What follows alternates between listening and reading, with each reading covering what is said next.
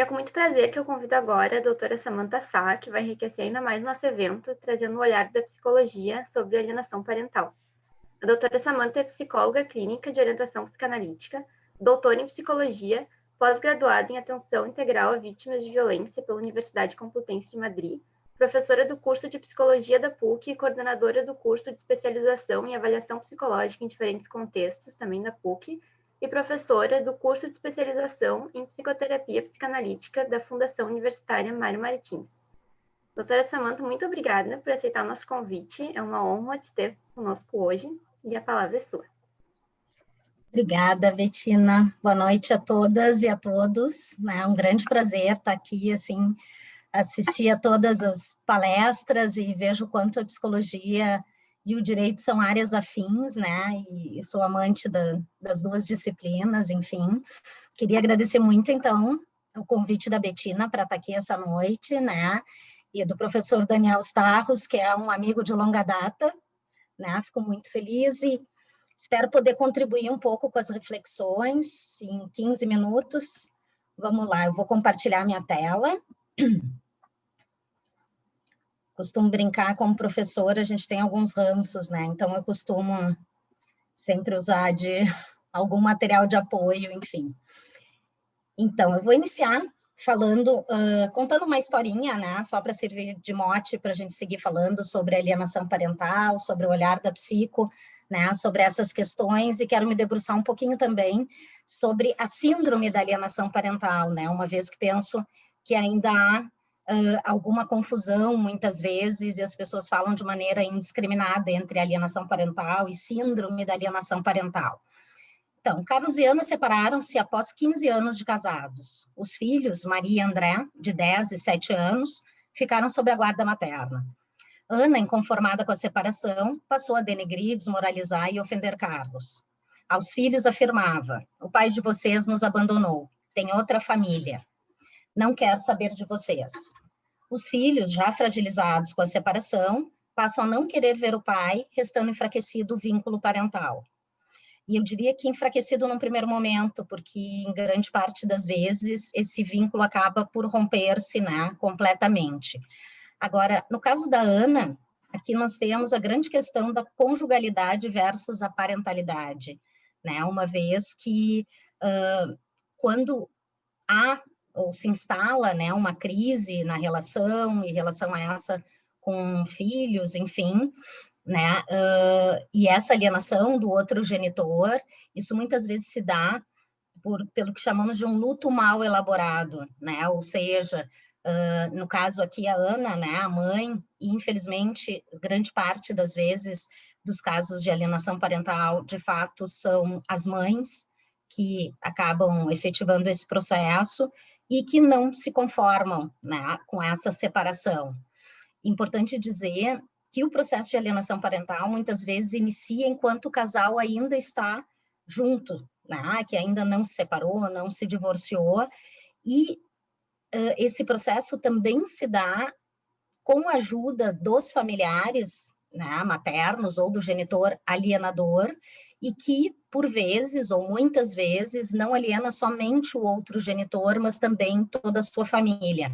Então, depois eu vou falar um pouquinho também dos lutos destas crianças que perdem não só o genitor, mas muitas vezes boa parte da sua família. Então, acredito que é sabido por todos, mas não custa nós relembrarmos, né, que foi nomeada alienação parental pelo Richard Gardner em 1985, por óbvio que isso já acontecia, né, desde de todos os tempos, enfim, né, mas ele definiu, então, a alienação parental como programar uma criança para que ela odeie sem justificativa, e esse é um ponto bastante importante, né, um dos seus genitores, decorrendo daí que a própria criança contribua na trajetória da campanha de desmoralização. Então, ela passa a odiar e a rejeitar o outro genitor. Na verdade, aqui, normalmente, essa criança é utilizada como um objeto pelo genitor alienador e se identifica com ele, e entra também num processo de fidelidade com esse genitor alienador. temendo muitas vezes, então, perder o amor desse genitor. Trago aqui, né, o documentário A Morte Inventada, que é muito interessante para refletir, discutir com vários depoimentos interessantes, mas também outros sinônimos utilizados para alienação parental, e eu acho que alguns muito felizes, né? Órfãos de pais vivos, bullying familiar, parentectomia e a questão da implantação de falsas memórias, que é um ponto que eu vou me deter brevemente, mas que acho que não podemos olvidar. Né? A nossa memória, ela é imprecisa por natureza. Então, todos temos falsas memórias. E a questão do esquecimento, que aí não seria exatamente uma falsa memória, mas esquecer também é saudável para a nossa saúde mental. Então, algumas memórias, de fato, é interessante que elas fiquem guardadas numa caixinha, não que elas sejam, eu costumo brincar com os meus alunos, né, que quando temos uma amnésia ou esquecemos de algo, podemos fazer, e nesses tempos tecnológicos, uma metáfora com o computador, né, em que se deletamos um arquivo, ele não foi completamente deletado porque ele fica ali na lixeira.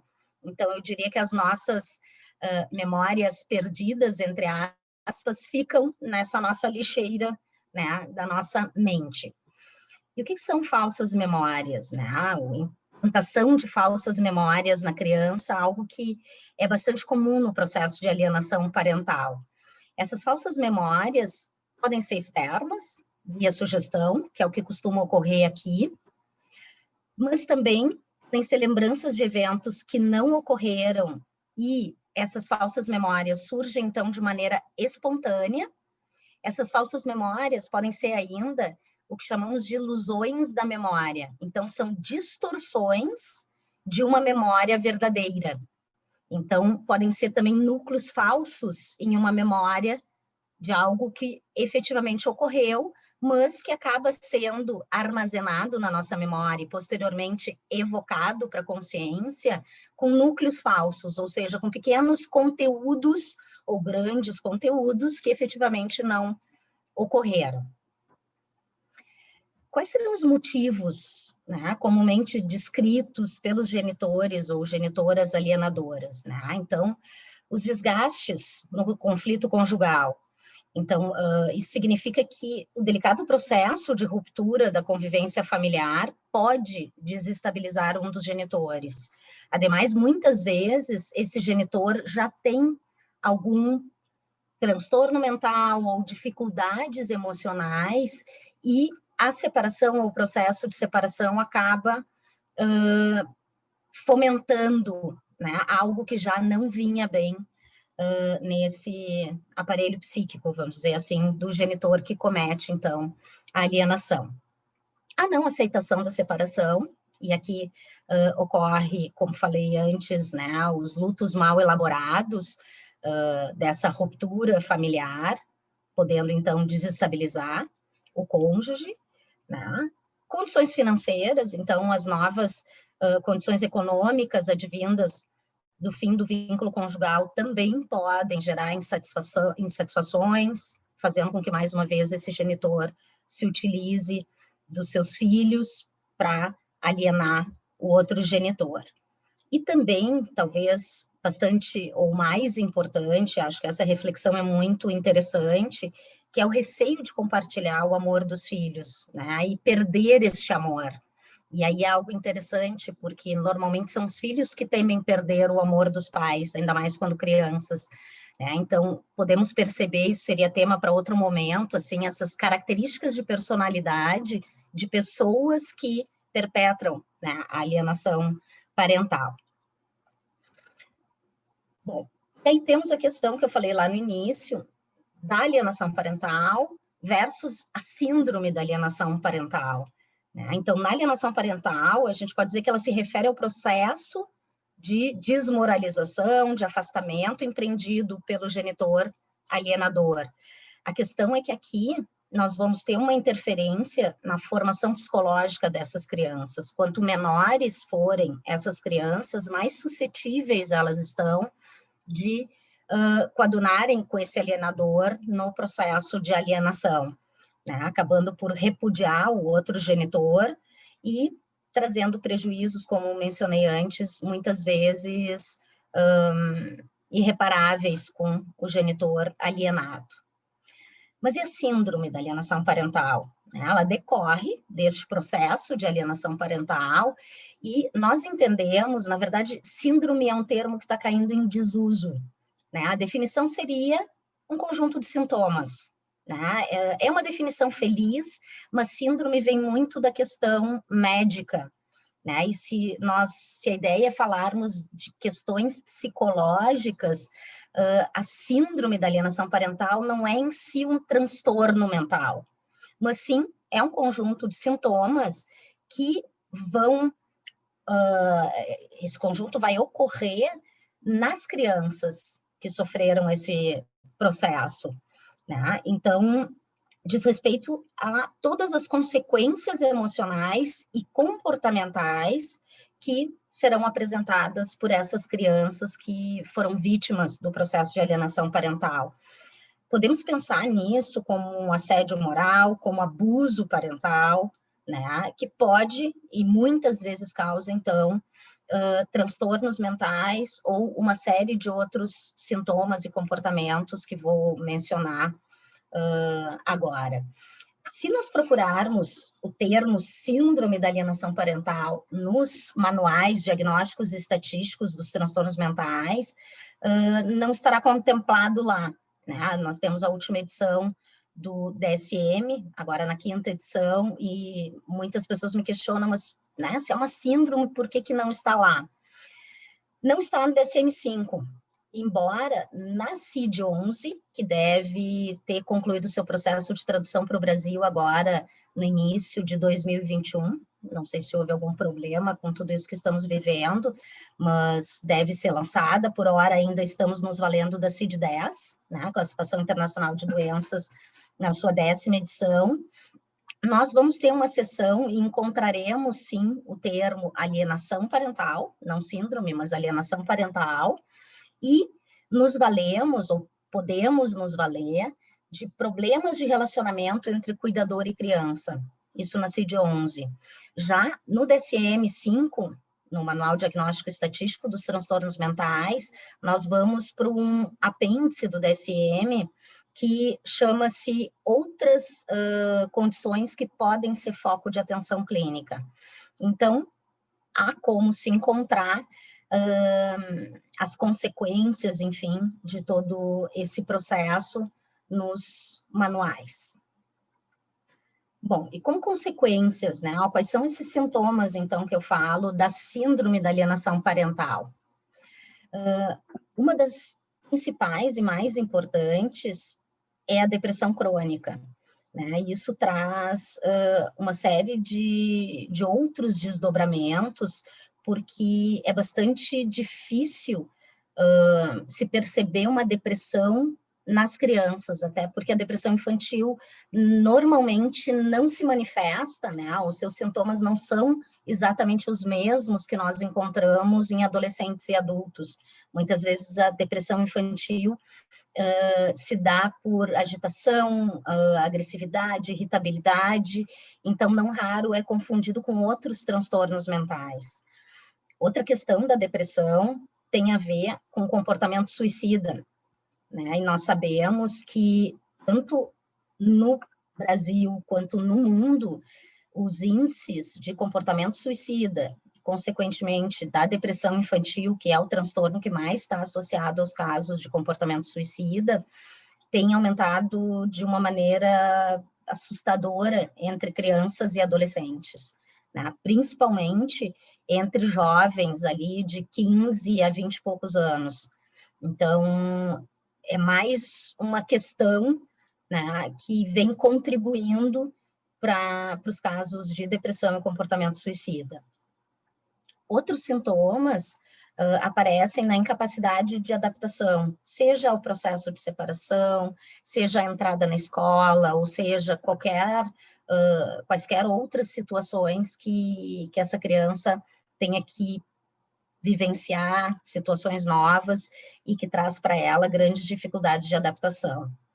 Também transtornos relacionados à sua própria identidade, né? Sabemos que a identidade costuma estar mais formada, organizada no final da adolescência, mas quanto mais precoces os traumas sofridos por uma criança, maiores as consequências, né, no que diz respeito à organização dessa personalidade no futuro. E aí outros sintomas, tais como comportamento hostil, agressivo, agitado, como mencionei agora há pouquinho. Além disso, o abuso de álcool e outras drogas, né? Então, podemos ter associado aí, ouvindo comórbido, também a dependência química. Ainda, né, o que pode ocorrer com essas crianças?